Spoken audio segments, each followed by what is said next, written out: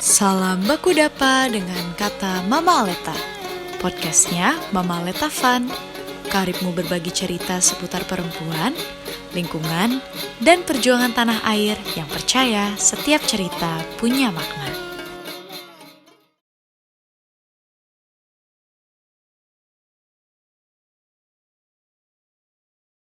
Halo sahabat podcast Kata Mama Aleta. Siang ini kita berada di Kota Soe bersama Mama Aleta Baun. Ini rumah beliau di Kota Soe. Siang ini kita akan mendiskusikan tentang perempuan pemimpin. Mama Aleta, Mama dikenal sebagai salah satu penggerak perlawanan pada tahun 2000 ya, 96, 2000 untuk mempertahankan Batu.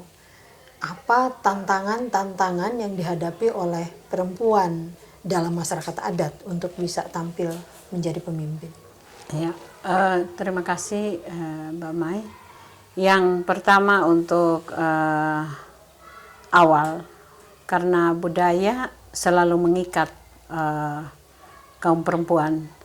Dalam adat perempuan tidak bisa memimpin, dan apalagi kalau berbicara tentang sumber daya alam, itu sebenarnya kekuasaan ada pada pemimpin di laki-laki dan tidak ada di perempuan.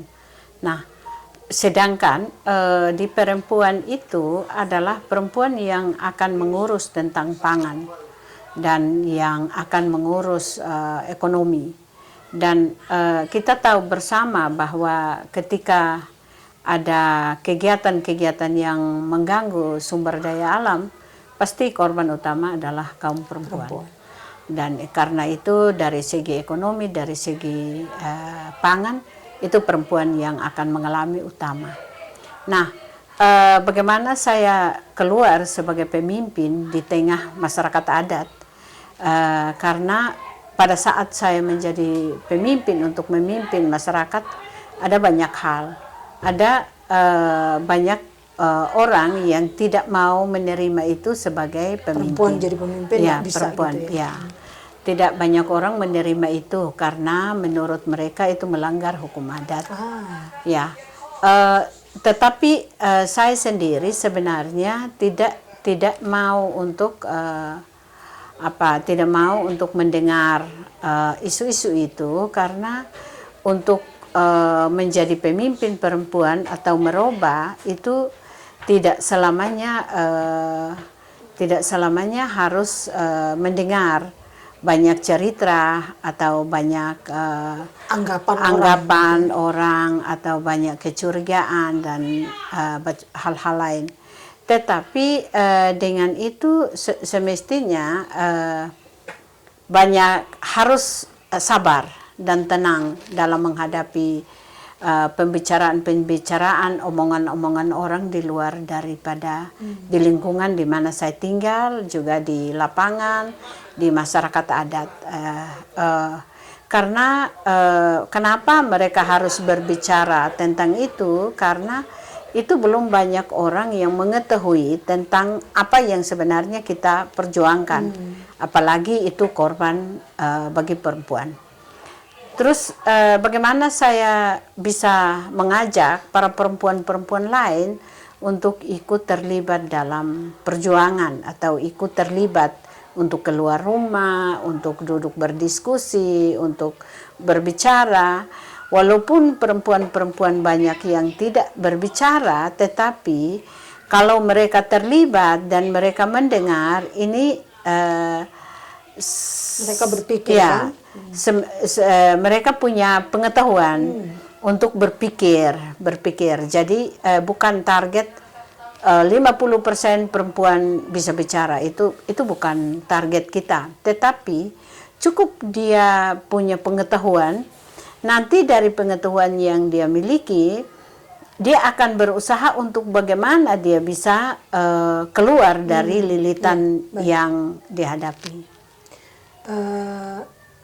Ini pertanyaan mendasar berarti.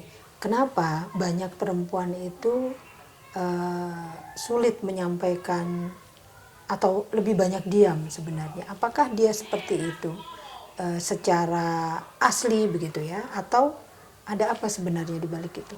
Ya, sebenarnya kan banyak perempuan yang tidak bisa berani untuk berbicara, tidak bisa berani untuk maju ke depan, dan ini sebenarnya budaya, pengaruh budaya, karena Jadi, sudah struktur lama budaya meletakkan ya, mereka begitu. meletakkan mereka di nomor 2 dan tidak bisa keluar untuk bicara.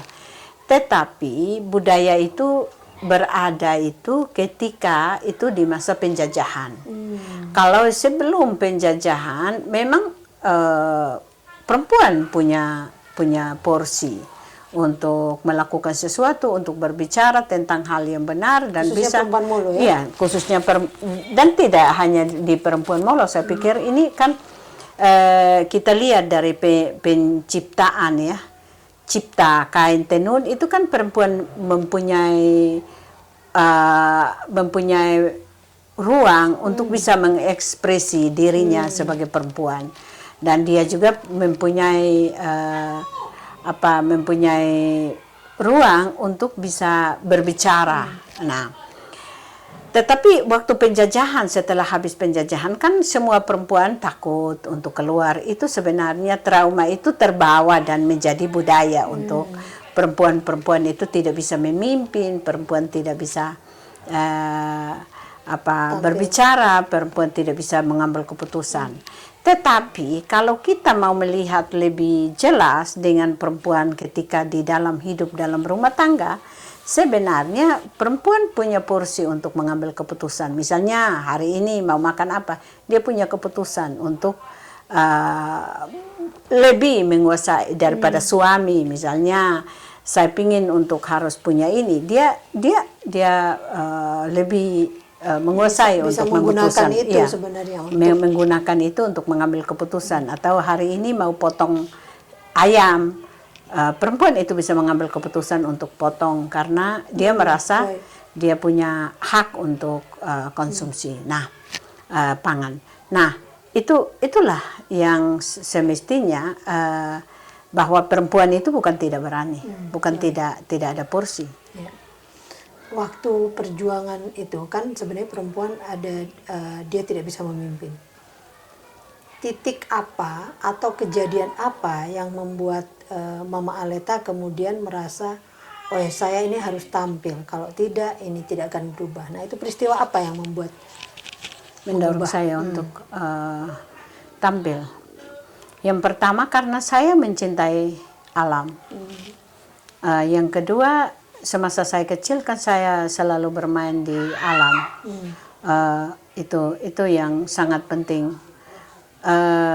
Terus yang berikut, alam itu adalah bagian daripada kehidupan daripada manusia, dan khusus yang akan berdampak buruk adalah kaum perempuan sebagai korban utama. Dan itulah yang mendorong saya untuk bagaimana harus memimpin dan bagaimana harus mendampingi kaum perempuan dan kaum laki-laki. Dan saya mau mengatakan bahwa tidak hanya laki-laki yang bisa memimpin, tapi perempuan juga bisa memimpin untuk bagaimana membantu sumber daya alam. Karena waktu itu sebenarnya berkaitan dengan kita mengatakan bahwa bumi adalah ibu. Nah, kalau ibu, siapa yang akan berjuang, siapa yang akan memimpin? Mau tidak mau itu adalah perempuan, bukan laki-laki. Pada masa perjuangan melawan batu itu, ingat tidak Mama Aleta, adakah peristiwa gitu ya yang kemudian membuat Mama Aleta itu merasa, oh ini tidak boleh dibiarkan?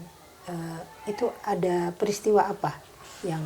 Ya, pada saat berjuang untuk melawan tambang, sebenarnya ada banyak intimidasi yang dilakukan oleh para pihak-pihak lain seperti pemerintah, negara, dan juga perusahaan. Ini sebenarnya tidak boleh didiamkan. Nah, terus kalau tidak boleh didiamkan kalau mereka merampas hak kehidupan daripada kaum perempuan, khususnya tanah, hutan, air, dan batu. Karena itu kehidupan. Jadi kalau itu tidak boleh dibiarkan karena masyarakat hidup tergantung pada kekayaan alam. Jadi kalau itu rusak, air hilang, mereka tidak bisa hidup, mereka tidak bisa bertani, mereka harus jalan mencari air bersih itu berkilo-kilo. Ya.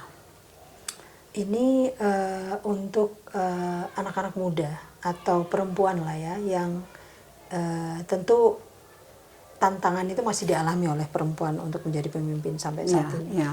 Nah, apa pesan-pesan Mama Aleta untuk mereka yang punya kesulitan untuk tampil menjadi pemimpin perempuan? Ya, pesan saya untuk anak muda, anak muda yang belajar, baik itu yang belajar di luar negeri, baik itu yang belajar di dalam negeri sendiri, daerah sendiri, yang sudah mau meraih S1, S2 dan seterusnya, atau SMP, SMA dan seterusnya, ini sebenarnya bahwa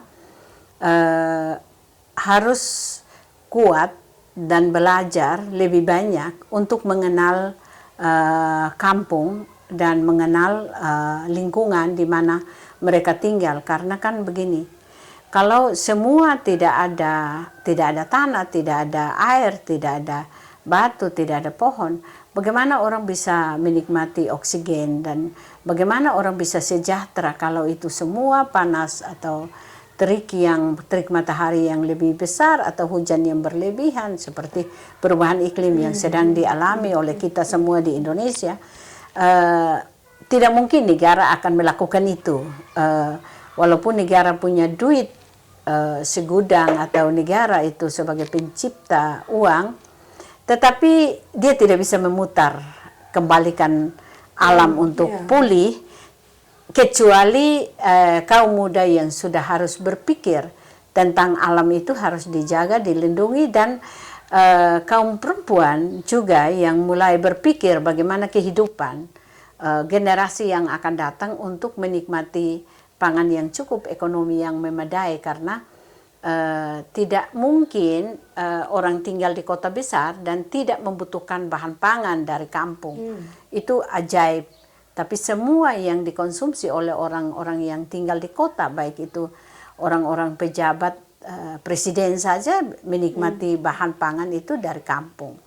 Jadi itu sangat penting, sehingga banyak orang selalu mengejar pendidikan untuk kalau bisa dapat duit banyak atau bisa kerja di perusahaan-perusahaan, tapi dia lupa siapa saya dan bagaimana saya ke depan. Ya, sebenarnya seperti itu. Jadi perempuan yang ingin memimpin itu penting mengkaitkan dirinya dengan kampung, begitu ya. Entah itu melihat lagi posisinya atau justru menghubungkan kalau merasa belum terhubung. Menarik, terima kasih Mama Aleta, sahabat kata Mama Aleta. Itu saja perbincangan kita kali ini, sampai ketemu di episode berikutnya.